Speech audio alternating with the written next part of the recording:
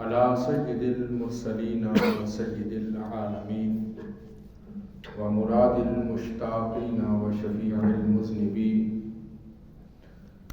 أنيس الغريبين محب الفقراء والغرباء واليتامى والمساكين رحمة للعالمين خاتم النبيين وعلى آله وأصحابه وأهل بيته وأولياء ملته وعلماء أمته وأهل سنته أجمعين.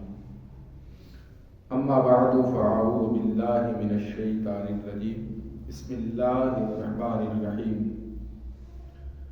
وعباد الرحمن الذين يمشون على الأرض هونا وإذا خاطبهم الجاهلون قالوا سلاما والذين يبيتون لربهم سجدا وقياما والذين يقولون ربنا اصرف عنا عذاب جهنم إن عذابها كان غراما إنها ساءت مستقرا ومقاما.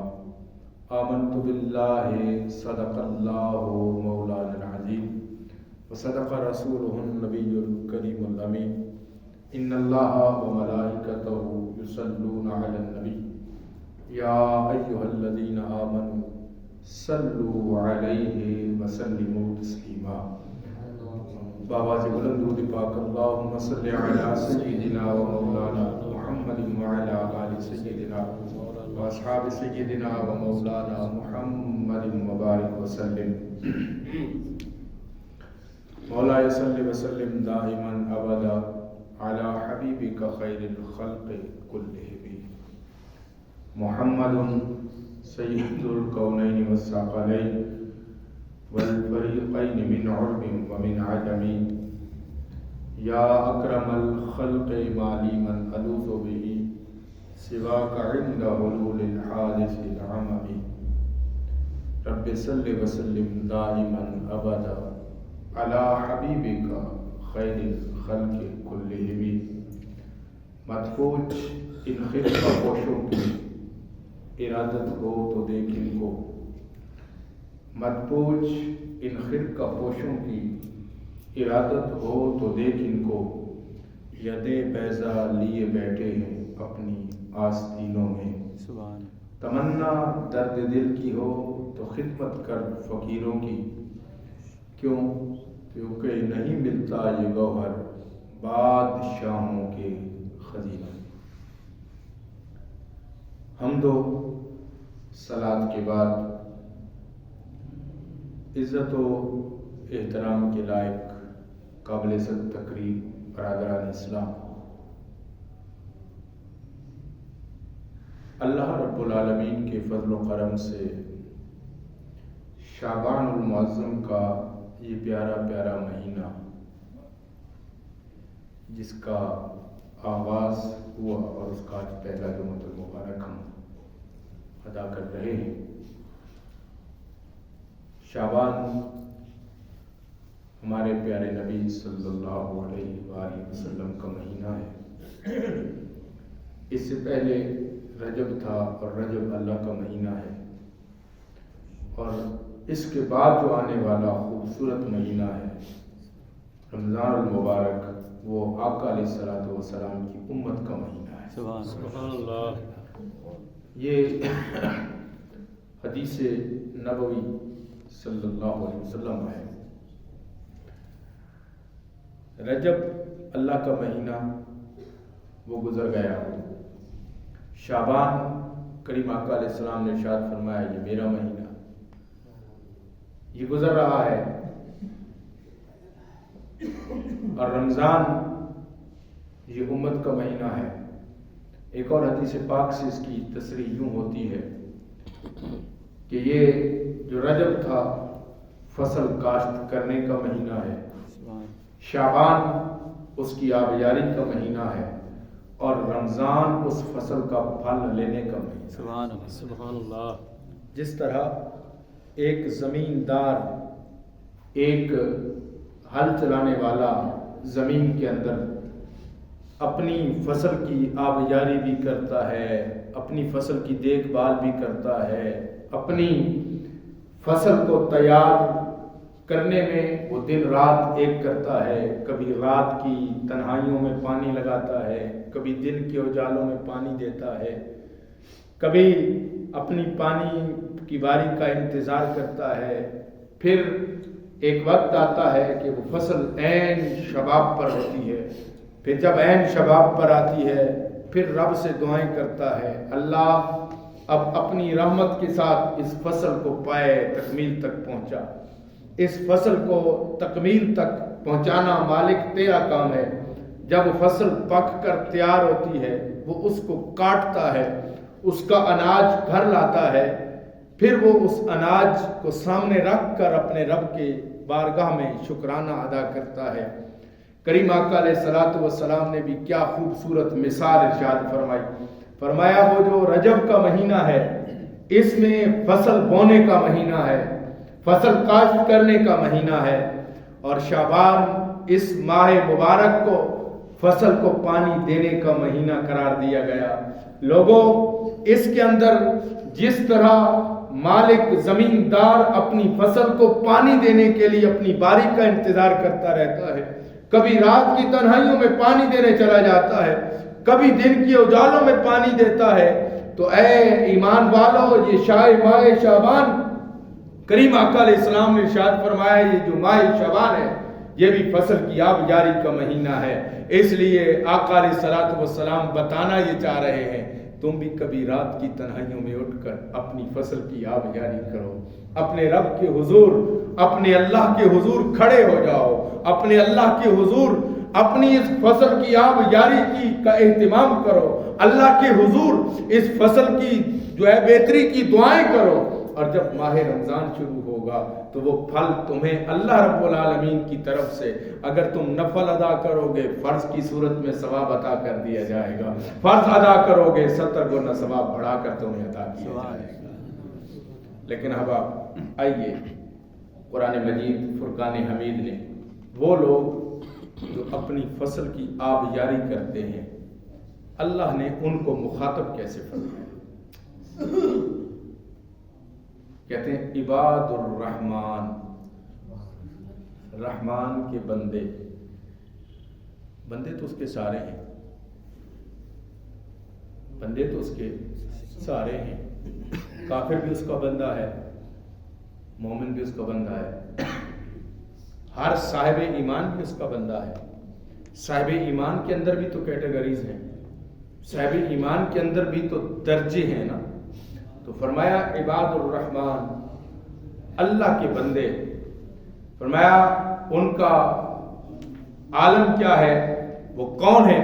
الذین یمشون علی الارض ہونا، الذین یمشون علی الارض ہونا، فرمایا وہ زمین پر آہستہ آہستہ چلتے ہیں، زمین پر آہستہ آہستہ چلتے ہیں، اپنی نگاہیں جھکا کر چلتے ہیں، وہ مٹک مٹک کر نہیں چلتے، وہ تکبر کے ساتھ نہیں چلتے، وہ غرور کے ساتھ نہیں چلتے، وہ زمین پر اکڑ اکڑ کر نہیں چلتے، بلکہ یمشون علی الارض ہونا، فرمایا وہ اپنی نگاہوں کو جھکا کر، اپنے سینوں کو جھکا کر، اپنی اداؤں کو سمیٹ کر، ہر وقت اپنے مالک کا خوف دل میں بسا کر، ہر وقت اپنے مالک کی یاد دل میں بسا کر، ہر لمحہ اپنے مالک کی رضا جوئی کرتے ہوئے، رضا طلب کرتے ہوئے وہ زمین پر اپنی نگاہیں جھکا جھکا کر چلتے ہیں۔ اور وہ کون ہیں؟ فرمایا وہی عباد الرحمن ہیں۔ یہ پہلی نشانی بیان ہوئی، تو معلوم یہ ہوا کہ رحمان کے بندے وہ ہوتے ہیں جن میں تکبر نہیں ہوتا۔ آپ کو بات میری سمجھ آ رہی ہے؟ عباد الرحمن کیسا خوبصورت لقب ہے۔ میں نے عرض کیا کہ بندے سارے اللہ کے ہیں، لیکن رحمان کے بندے کون ہیں؟ وہ ہیں جن کے دل میں تکبر نہیں ہے، جن کے اندر اکڑ نہیں ہے، جن کے اندر غرور نہیں ہے، جن کے اندر مان نہیں ہے، کیونکہ اگلی آیات بینات بالکل اس پر صادق ہیں. اور دوسرا فرمایا وَإِذَا خَاطَبَهُمُ الْجَاهِلُونَ، جب ان سے مخاطب ہو جائیں جاہل لوگ، پرلے درجے کے لٹریٹ، جاہل، ان پڑھ، گنوار، تو فرمایا جب وہ ان سے ہم کلام ہوتے ہیں، جاہل ہم کلام ہوتے ہیں، تو فرمایا وہ کہتے ہیں قالوا سلاما، تو فرمایا وہ بالکل آرام سے کہتے ہیں تمہیں سلامتی ہو، سلام کر کے گزر جاتے ہیں. وہ ان سے بحث و تکرار نہیں کرتے. یہاں پر رک کر ایک مثال پیش کرتا چلا جاؤں. حضرت خواجہ معین الدین چشتی حسن سنجری اجمیری رحمۃ اللہ علیہ، آپ جب اجمیر میں تشریف فرما تھے تو ایک ہندو راجا، اس کو معلوم ہوا کہ یہاں ایک بزرگ نے ڈیرا لگایا ہے، تو ان کو بہکانے کے لیے ایک عورت کو تیار کیا گیا کہ جا اور وہ اپنے دور کی حسینہ تھی، اپنے دور کی خوبصورت ترین عورت تھی. وہ رات کو آپ کے دروازے پر آ کر دستک دیتی ہے اور آ کر کہتی ہے میرے سر میں درد ہے، میں نے دم کروانا ہے. حضرت خواجہ معین الدین چشتی اجمیری رحمۃ اللہ تعالی علیہ نے ارشاد فرمایا یہ وقت نہ دم کرنے کا ہے نہ تیرے آنے کا ہے، یہ وقت میرے رب کے حضور گزارنے کا ہے. اگر تجھے کوئی مسئلہ ہے تو صبح آ جانا. اس نے پھر کہا، بار بار اصرار کیا. جب اصرار حد سے بڑھا تو آپ نے فرمایا کہ اب میں نہیں مل سکتا. اس عورت نے کیا جواب دیا؟ اس نے کہا معین الدین، مجھے دیکھنے کے لیے لوگ قطاروں میں کھڑے ہوتے ہیں، مجھے دیکھنے کے لیے لوگ ترستے ہیں، اور میں چل کر تیرے دروازے پر آئی ہوں، ایک بار تو جھلک دیکھ لے. حضرت خواجہ معین الدین چشتی حسن سنجری اجمیری رحمۃ اللہ علیہ نے جواب دیا، او پگلی عورت، تجھے کیا معلوم کہ تیری جھلک کتنی خوبصورت ہے؟ میں نے جو جلوہ یار دیکھا ہے، تیرا اس حسن اس کے مقابلے میں کیا ہے؟ میں تو زلف مصطفیٰ کا اسیر ہو گیا ہوں، میں تو والضحیٰ کے مکھڑے کا اسیر ہو گیا ہوں. جس والضحیٰ کے مکھڑے نے ابو بکر کو صدیق بنا دیا، جس والضحیٰ کے مکھڑے نے عمر کو فاروق بنا دیا، جس والضحیٰ کے مکھڑے نے عثمان کو ذو النورین بنا دیا، جس والضحیٰ کے مکھڑے نے علی کو حیدر کرار بنا دیا، میں اس مکھڑے کو دیکھ رہا ہوں، اس لیے تو مجھے سامنے آئے بھی تو میں تجھے نہیں دیکھوں گا. اور وہ کہتے ہیں کہ اس وقت حضرت خواجہ معین الدین چشتی اجمیری رحمۃ اللہ علیہ اس وقت سورہ ملک کی تلاوت فرما رہے تھے. وہ جو عورت آپ کو بہکانے آئی تھی، آپ کے دست اقدس پر ایمان لا کر واپس چلی جاتی ہے. ہاں، وَإِذَا خَاطَبَهُمُ الْجَاهِلُونَ قَالُوا سَلَامًا، یہ ان کی دوسری نشانی ہے. اور پھر تیسری نشانی کیا ہے؟ میں نے عرض کیا کہ یہ شعبان آب یاری کا مہینہ ہے، اور یہ آب یاری قرآن نے ہمیں بتایا، میں وَالَّذِينَ يَبِيتُونَ لِرَبِّهِمْ سُجَّدًا وَقِيَامًا. اور میں ان کی تیسری نشانی کیا ہے؟ تیسری نشانی ان کی یہ ہے کہ وہ اپنی راتیں اپنے مالک کے حضور جاگ جاگ کر گزارتے. اپنی راتیں کبھی وہ عاجزی کے ساتھ کھڑے قیام میں نظر آتے ہیں، کبھی اپنی جبین نیاز اپنے مالک کے حضور جھکا کر سبحان ربی الاعلیٰ کی صدائیں لگا رہے ہوتے ہیں.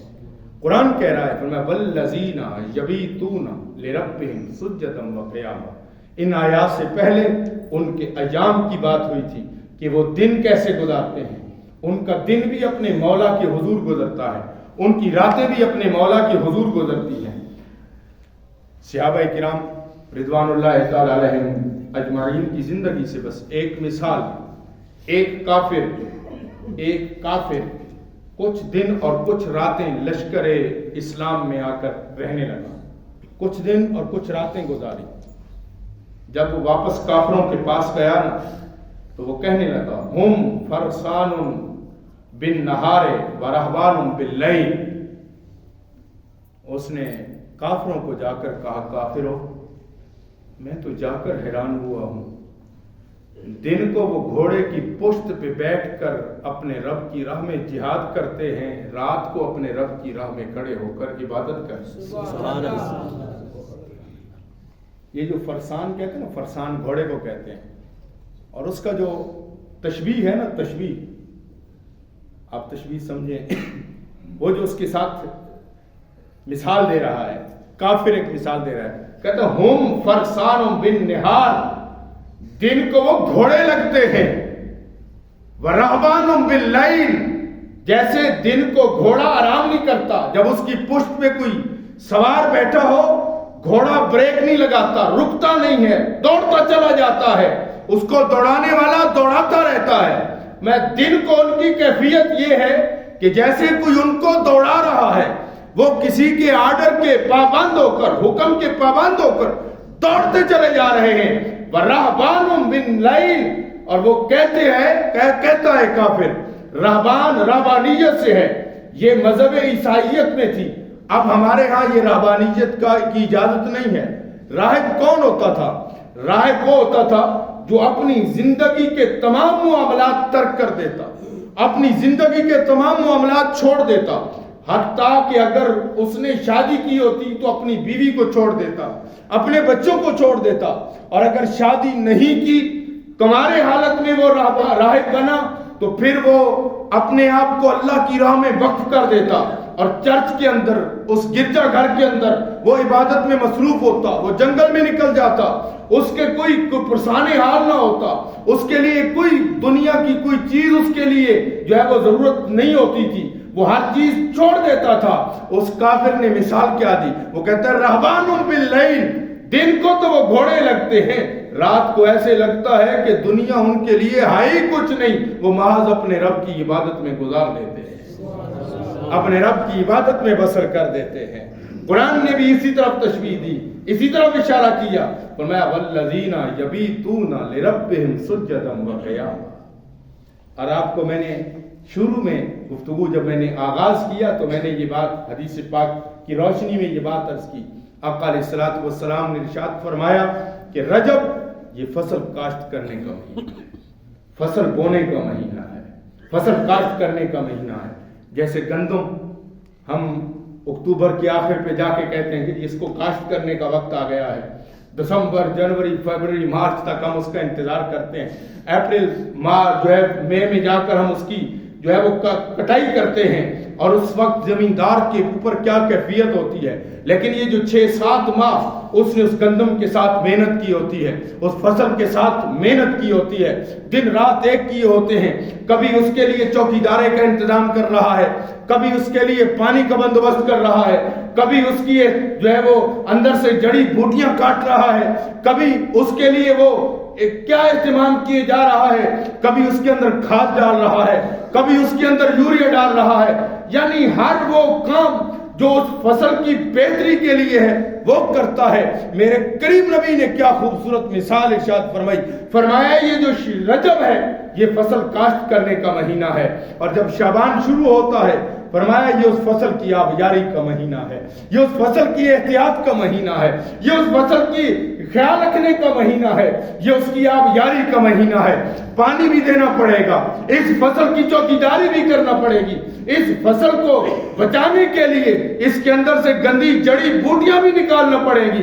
لوگوں رب العالمین بھی یہی کہہ رہا ہے والذین یبیتون لربہم سجدا وقیاما، فرمایا اہل ایمان جو فصل تم نے کاشت کی ہے اب اس فصل کی آپ یاری کرو، راتیں جاگ کر گزارو، اپنے رب کے حضور قیام کر کے گزارو، اپنے رب کے حضور سجود میں گزارو، اپنے رب کے حضور رکوع میں گزارو، اپنے رب کے حضور گڑ گڑا کر گزارو۔ فرمایا جب یہ فصل پک جائے گی اس کو کاٹنے کا مہینہ آنے والا ہے، لوگوں اسے رمضان المبارک کہا جاتا ہے، جس میں رب اس فصل کو کئی گنا بڑھا کر عطا فرماتا ہے، اس فصل کو رب کائنات کئی گنا بڑھا کر عطا فرما دیتا ہے۔ تو اس لیے فرمایا عباد الرحمن وہ ہیں جن کی پہلی نشانی یہ ہے کہ ان کے اندر تکبر نہیں ہے۔ دوسری نشانی ان کی کیا ہے؟ فرمایا دوسری نشانی وَإِذَا خَاطَبَهُمُ الْجَاهِلُونَ قَالُوا سَلَامًا، فرمایا جب ان سے کوئی جاہل مخاطب ہوتا ہے، جاہل کلام کرتا ہے تو اس کو سلام کر کے گزر جاتے ہیں۔ اور تیسری نشانی فرمایا تیسری نشانی کہ ان کی راتیں دن بن جاتی ہیں، وہ رات کو اٹھ کر اپنے رب کے حضور آہے سحر گاہی ان کو اپنے رب کے اتنا قریب کر دیتی ہے، اتنا قریب کر دیتی ہے اور رب پھر اس قرب کا انعام کیا دیتا ہے؟ رب فرماتا ہے مجھے ان بندوں سے محبت ہو جاتی ہے، جب محبت ہو جاتی ہے تو میں ان کے ہاتھ بن جاتا ہوں جن سے وہ پکڑتے ہیں، میں ان کی آنکھ بن جاتا ہوں جن سے وہ دیکھتے ہیں، میں اس کے زبان بن جاتا ہوں جس سے وہ بولتے ہیں۔ اور رب کائنات نے تو اختتام فرما دیا اس بات پر، فرمایا میں ان کے پاؤں بن جاتا ہوں جن سے وہ چلتے ہیں۔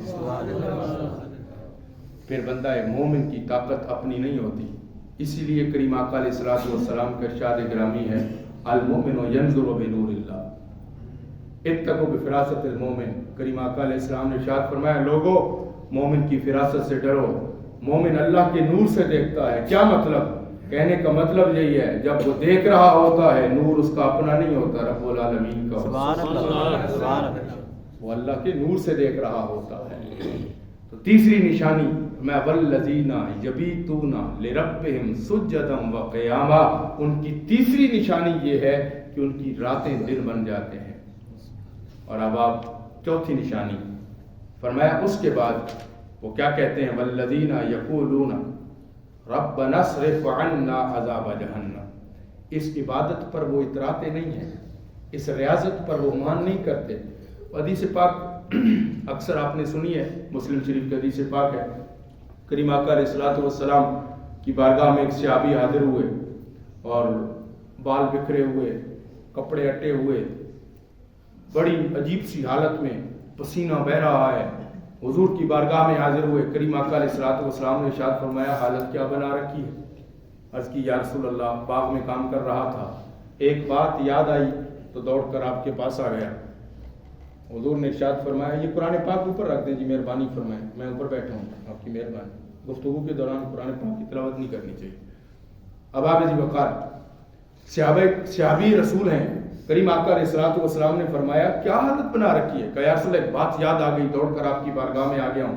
کہا کیا بات ہے؟ کہا یا رسول اللہ کل نفس ذائقۃ الموت، ہر نفس نے موت کا ذائقہ چکھنا ہے، ہم پہلے یا آپ پہلے؟ کیونکہ ہر ذی روح نے جانا ہے اس دنیا سے۔ یا رسول اللہ آج جب بھی دل کرتا ہے دوڑ کر آپ کی بارگاہ میں آ جاتے ہیں، آپ کا چہرہ والضحیٰ دیکھ لیتے ہیں، آپ کی واللیل زلفیں دیکھ لیتے ہیں۔ یا رسول اللہ اگر آپ تشریف لے گئے تو ہم کیا کریں گے؟ یا ہم پہلے چلے گئے تو پھر ہم کیا کریں گے؟ کریم آقا علیہ السلام مسکرا دیے، فرمایا صحابی تو پھر قیامت بھی تو آنی ہے، ملاقات قیامت کے دن ہو جائے گی۔ یا رسول اللہ قیامت کب آنی ہے؟ اب اس نے متصا اس کا سوال دیکھیے، فوراً سوال بدل گیا، یا رسول اللہ پھر قیامت کب آنی ہے؟ کیونکہ قیامت کا جو تذکرہ ہوا آپ نے فرمایا اس بات کو چھوڑ قیامت کب آنی ہے، بتا تیری تیاری کیا ہے، بتا تیری تیاری کیا ہے۔ اب صحابی رسول ہیں، آگے سے عرض کرتے ہیں یا رسول اللہ نہ نمازیں ہیں، نہ روزے ہیں، نہ زکاتیں ہیں، یا رسول اللہ نہ عبادات اور نہ ریاضات ہیں، میں کرتا کیا ہے؟ یا رسول اللہ آپ سے محبت کرتا ہوں، اللہ اور اس کے رسول سے محبت کرتا ہوں۔ میرے آقا نے جواب دیا المرء مع من حب، فرمایا صحابی گھبرانے کی بات نہیں ہے، جو اس دنیا میں جس سے محبت کرتا ہے قیامت کے دن اسی کے ساتھ کھڑا ہوگا، اسی کے ساتھ کھڑا ہوگا۔ تو مجھ سے اور اللہ سے محبت کرتا ہے، قیامت کے دن تو ہمارے ساتھ ہوگا۔ اب بات بالکل میں اپنی بات مکمل کر کے حدیث مکمل ہو گئی، لیکن حباب کبھی سوچا ہے صحابی رسول ہیں کیا اس نے جھوٹ بولا؟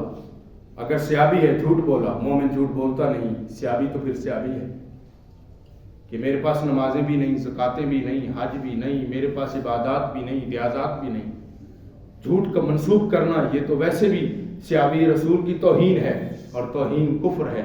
اب آپ کیا انسان سوچے کیا صحابی نمازیں نہیں پڑھتے تھے؟ ایسا بھی نہیں تھا، سارے صحابہ تکبیر اولیٰ کے نمازی تھے، مسجد آباد تھی، ویران نہیں تھی، تکبیر اولیٰ کے نمازی تھے۔ آج میرے اور آپ کے درمیان کام آڑے آ جاتا ہے، ہمیں وقت جمعہ کو اور کام یاد آ جاتا ہے، وقت نماز ادھر سے آذان دینے والے نے، مؤذن نے آذان دی اللہ اکبر اللہ اکبر، اللہ کا نام آیا، ہمیں کوئی کام یاد آ گیا، کبھی اولاد آڑے آ گئی، کبھی مال آڑے آ گیا۔